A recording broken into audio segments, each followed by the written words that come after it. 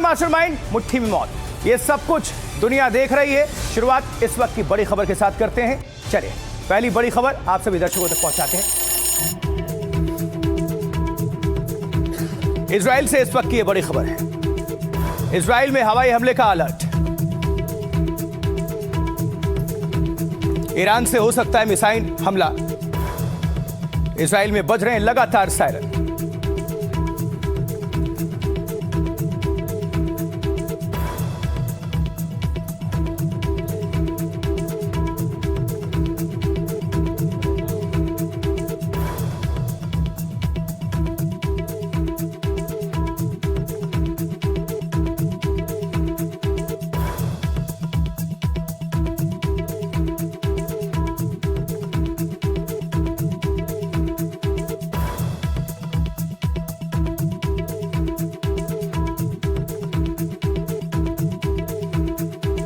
Israel में बज रहे हैं सायरन, ऐसी जानकारी मिल रही है। ये इस वक्त की बड़ी खबर है।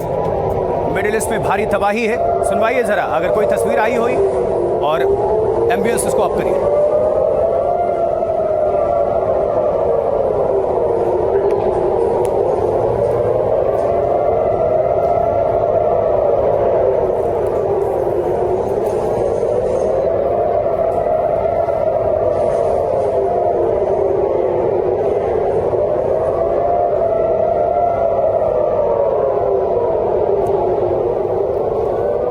चलिए बढ़ते हैं आगे, अगली खबर की बात करते हैं। निकलिए आगे।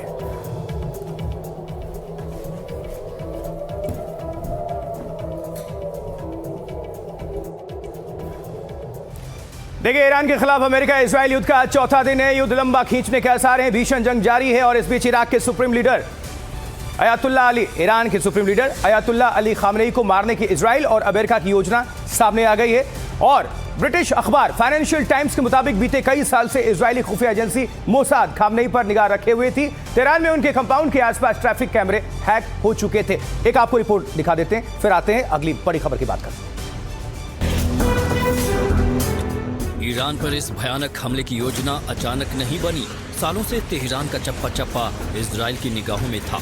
फाइनेंशियल टाइम्स की एक रिपोर्ट के मुताबिक इजराइल की खुफिया एजेंसी मोसाद ने बीते 10 साल से तेहरान के ट्रैफिक कैमरों को हैक किया हुआ था।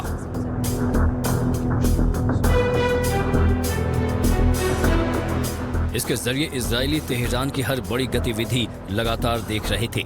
तेहरान की पास्टर स्ट्रीट, जिसके पास अली खामनेई मारे गए, वहां वरिष्ठ ईरानी अधिकारी कब आते जाते हैं, इजराइल को सब पता था। एक कैमरा एंगल तो काफी खास साबित हुआ। इसी के जरिए पास्टर स्ट्रीट में उस अहाते में बॉडीगार्ड्स के आने जाने और गाड़ियां पार्क करने पर निगाह रखी गई, जिस कंपाउंड में खामनेई रहा करते थे।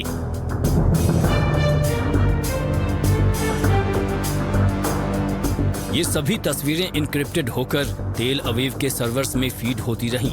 CNN के मुताबिक अमेरिका और इजरायली इंटेलिजेंस ने इसके जरिए पूरी रिसर्च की कि खामनेई कहाँ रहते हैं, किससे मिलते हैं, कैसे संपर्क करते हैं और हमले की स्थिति में वो कहाँ छुपेंगे।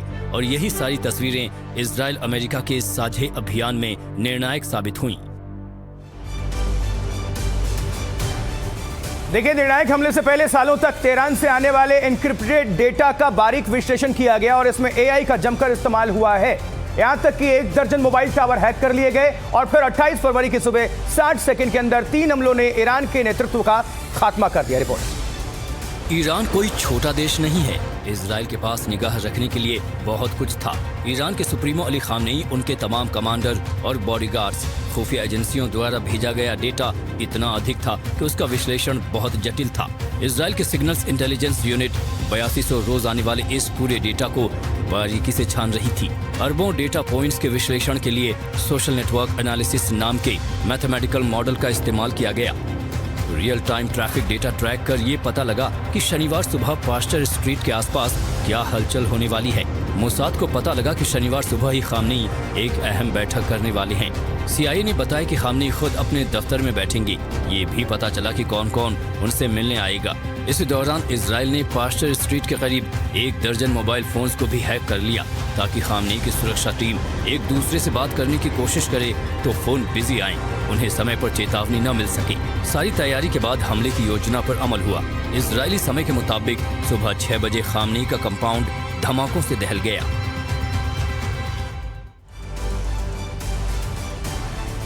देखिए, इजराइल ने ईरान पर अटैक किया, हमला किया तो लेबनान से ईरान समर्थित हिजबुल्लाह लड़ाके भी एक्टिव हो गए। उन्होंने इजरायली शहरों पर रॉकेट दागने शुरू कर दिए और ऐसे में जंग का नया मोर्चा खुल गया है। लेबनान की राजधानी बेरूत और दक्षिणी लेबनान में हिजबुल्लाह के ठिकानों पर इजरायली बम बरसने लगे हैं। देखिए जरा तस्वीरों के जरिए पूरी रिपोर्ट। दो पहाड़ियों के बीच बसा खूबसूरत सा शहर धमाकों से दहल उठा। लेबनान की राजधानी बेरूत पर इजराइल ने ताबड़तोड़ बम बरसाए।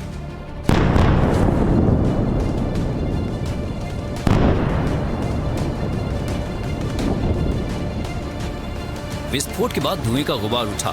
धमाकों के शोर से सहमे लोगों ने तबाही को आंखों से भी देखा। इजराइल ने कहा कि उसने हिजबुल्लाह के कमांड सेंटर और हथियार रखने की जगहों को निशाना बनाया। यहां हिजबुल्लाह के मुताबिक उसने ड्रोन अटैक किया और इजरायली हवाई अड्डे को निशाना बनाया। हालांकि इजराइल का कहना है कि उसने हिजबुल्लाह के ड्रोन मार गिराए। जंग का दायरा लगातार बढ़ता जा रहा है और ये तस्वीरें उसकी बानगी पेश कर रही हैं। देखना होगा कि क्या युद्ध की लपटों को भड़काने के लिए कुछ और देश शामिल होंगे या फिर कुछ असरदार मुल्कों की समझदारी जंग में बहते खून को रोकेगी।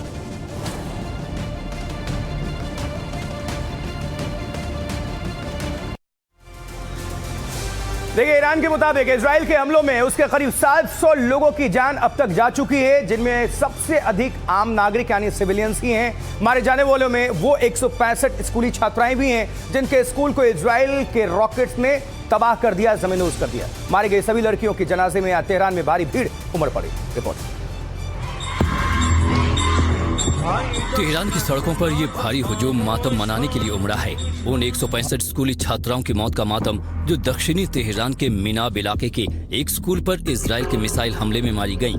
हमले में 96 अन्य घायल भी हुए। ईरान पर अमेरिका इजराइल के हमलों में ये सबसे बड़े पैमाने पर हुई मौत है। भीड़ में मौजूद कई गमजदा लोगों के हाथों में इन बच्चियों की तस्वीरें थीं और आंखों में आंसू।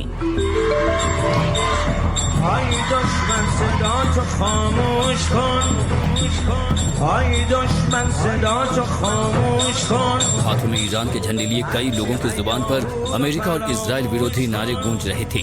माहौल जितना गमगीन था उतना ही गुस्से से भरा हुआ दिखा। कई जानकारों के मुताबिक जिस स्कूल पर बमबारी हुई वो IRGC यानी इस्लामिक रेवोल्यूशनरी गार्ड्स कोर के बैरक के बगल में था। यही वजह है कि वो इन हमलों का शिकार बन गया।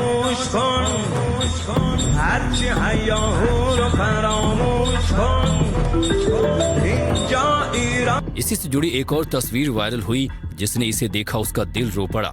हमले में मारी गई बच्चियों को दफन करने के लिए बड़े पैमाने पर एक ही जगह कब्र खोदने की तस्वीरें आईं। मानवाधिकार से जुड़ी कई एजेंसियों ने इस हमले के लिए जवाबदेही तय करने की मांग की है।